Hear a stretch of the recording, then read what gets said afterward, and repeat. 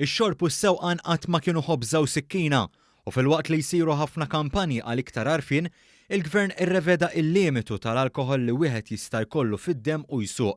Biss qatt mhu biżżejjed li tkompli tambar kemm huwa ħażin li tixrob u s-suq u kemm jinfetħu bibien għar-riskji saħansitra fatali jekk it-tnejn jingħaqdu.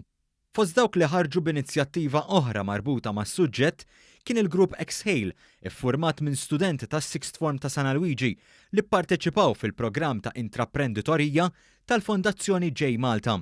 Nicole Katkuti, id-direttur maniġerjali ta' Exhale, spjegat kif b'kollaborazzjoni ma' fornitur internazzjonali il-kumpanija bdiet timporta keychain breathalyzers.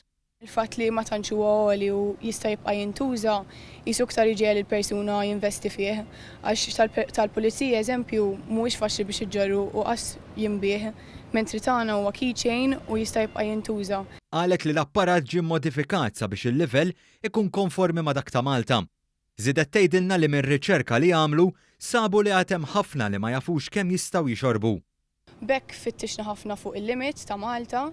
Fil-fatt qabel kien 0.08 u riċenti niżel għal 0.05 u iktar minn jisu madwar 85% tal-popolazzjoni qasbis jafu kemm hu l-limit. Kristina Grek, l-IT manager tal-kumpanija, urid bliktar mod ċar kemm hu faċli li jintużaw dawn il-keychain breathalyzers. Kull ma tittamel kemm tixelhom u tistenna semiconductor biex il-lodja biex ikun jista' jikkalkulalek il-livell ta' alkohol fid-demm tiegħek.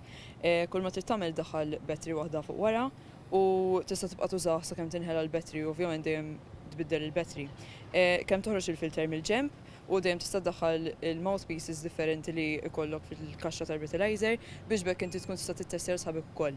Imbagħad ikollok 10 sekondi biex inti tonfoħ fih biex hu jkun jista' jittestja l-livell tal-alkohol u wara itik bl-eżatt il-persentaġġ tiegħek. Kull min interessat jakkwista wieħed minn dan l-apparat jista' jagħmel kuntatt mal-kumpanija permezz ta' Facebook.